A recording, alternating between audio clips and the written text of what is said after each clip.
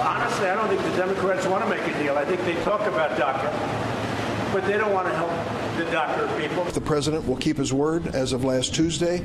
If he'll move forward and endorse this bipartisan agreement, we can get this done this week. I think you have a lot of sticking points, but they're all Democrat sticking points, because we are ready, willing, and able to make a deal, but they don't want to. They don't want security at the border. We have people pouring in, and they want to take money away from our military, which we cannot do. The president's position changes by the day. I'm going to seize any moment that looks positive and promising. But does it look positive as we get closer to the end of the week? The president tweeting yesterday, DACA is probably dead because the Democrats don't really want it. They just want to talk and take desperately needed money away from our military. I, as president, want people coming into our country who are going to help us become strong and great again. People in coming through a system based on merit. No more lotteries, America first. Then today, tweeting directly at Senator Dickey Durbin totally misrepresented what was said at the DACA meeting. Deals can't get made when there is no trust. Durbin blew DACA and is hurting our military. With that, let's bring in our panel. Steve Hayes, editor-in-chief for the Weekly Standard. Julie Pace, Washington bureau chief for the Associated Press. And Tom Bevan, Real Clear Politics co-founder and publisher. Julie, it does not seem like there's going to be this massive turn and suddenly they get a big deal by Friday. It's definitely not by Friday. That's the deadline for the government to stay open. Democrats have been hoping to push the DACA issue into a big package that would involve the spending bill and resolving this issue. I think the truest thing that you played there was from Durbin when he said that the president's position changes by the day. He has really been all over the place. And it's not just a concern for Democrats, it's a concern for his own party.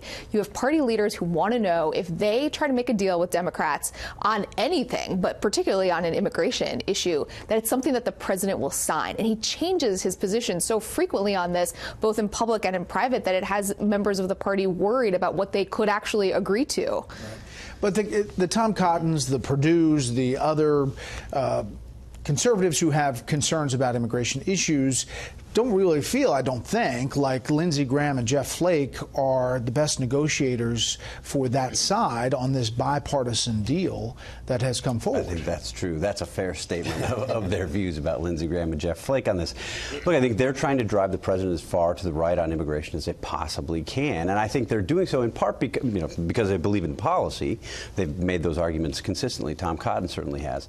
But I do think that the point that Julie makes has some merit. I mean, I think they're trying to get the president to commit to a more restrictionist view of the immigration, or to get him to, in their view, follow through on his campaign promises in a way that has a lot of support on the right. I mean, I think it would be potentially a problem for the president if he were to backtrack too much and not deliver what he has said. There's a split, I think, among Trump supporters in the Republican Party and on the right generally. People who support Donald Trump and would try to justify whatever deal he comes up with because Donald Trump came up with it, and people who were sort of true believers in what they thought of as Trumpism and believe in restricting trade, believe in restricting immigration, the kind of things that the sort of Steve Bannon set of policy issues. Laura Ingraham is somebody who I think would fall into that category. The president's, I think, in a sense, caught between those two poles. But that doesn't solve the funding issue. And as you get another continuing resolution, you get a lot of people concerned that on the fourth time, government is just not operating well. Well, it's been broken for years. I mean, the Senate, hasn't been able to pass a budget for years and years. I mean, this is nothing new, and certainly in an election year, it's not something they're going to have to keep kicking this down the road and in short-term ways until they can figure out a way to move it forward. The only thing I would add on the immigration piece is what happened between the meeting last week and these comments over the weekend. It's really poisoned the well now. Because of all this talk of Trump as a racist. Now you've got Democrats, the left wing of the Democratic base. I mean, they're not going to brook any sort of compromise among Dick Durbin or Democrats with Trump on chain migration or any of these other issues. That is also a gap that has widened over the past few days. So it's going to be hard to see how a deal gets done. And that was a lot of the coverage over the weekend, is what specifically was said or not said in that meeting. Take a listen to this montage. That's when he used these vile and vulgar comments. I'm telling you, he did not use that word, George, and I'm telling you, it's a gross misrepresentation. Senator Durbin and Senator Graham, I don't believe that any senator would walk in and make something up so atrocious as that and say this is what was said and when it wasn't said. Did you see what various senators in the room said about my comments, they weren't made. Okay, Lindsey Graham, who was in the meeting, told the Post and Courier, quote, "My memory hasn't evolved. I know what was said, and I know what I said in that meeting." Julie, apparently now the differences between S-hole countries and S-house countries, which is a difference without a distinction. Absolutely. They're talking about, he's talking about the countries and how they're not great places. Right. And I think the actual word that the president used, whichever one it may have been, has gotten a lot of the attention, but it's actually the policy implications behind what he said that I think are the most important for us to be discussing. And that actually is what sounds like got Lindsey Graham, a Republican who's made a lot of efforts over the last couple of months to be on Trump's side on a variety of issues, really worked up, was that Trump was saying, essentially, we don't want people from these certain countries. We would rather have people from Norway. I mean, that's a pretty provocative position for a president of the United States to lay out. As Tom pointed out, it really muddies this whole debate because you have Democrats who are watching the left flank of their party, who are highly energized right now. That left flank doesn't want them to make a deal on anything involving immigration. And if they didn't want them to make a deal before Trump said this, they certainly want the party leaders to hold the line right now. If he hadn't said it this way in this meeting, and it had said instead about merit-based immigration, where we should be encouraging people that can help our businesses or that can help our country elevate.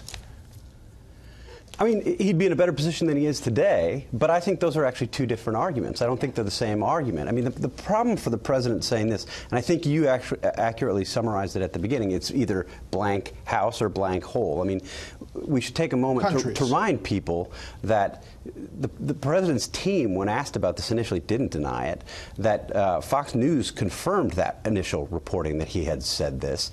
You have people like Eric Erickson and Rich Lowry, conservatives who have confirmed one version or another of this. It's pretty clear that the president said something like this.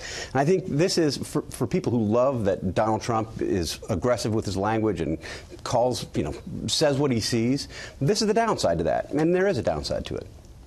But let's not say that presidents haven't said, bad words in that Oval Office. I mean, it seems like there's this disconnect. I mean, I understand that Donald Trump gets it, the criticism a lot more than others, perhaps. But right.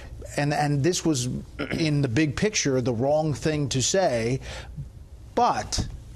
Where's the fallout here? Right. I mean, different era, obviously, different president. He, as you mentioned, takes a lot more heat. I also found it interesting that, there's been reporting that Trump actually, this was premeditated on his part, that he had, focus grouped this with some of his buddies and, wanted to say this. I also found it interesting that it leaked as quickly as it did, and then you had Dick Durbin come out and verify that this actually happened. That suggests there are a lot of ulterior motives at play there. Again, perhaps to create this divide where nothing's going to get done. All right, so what happens at the end of the week, quickly? Punt? Oh, punt. Punt. Another CR through the end of February.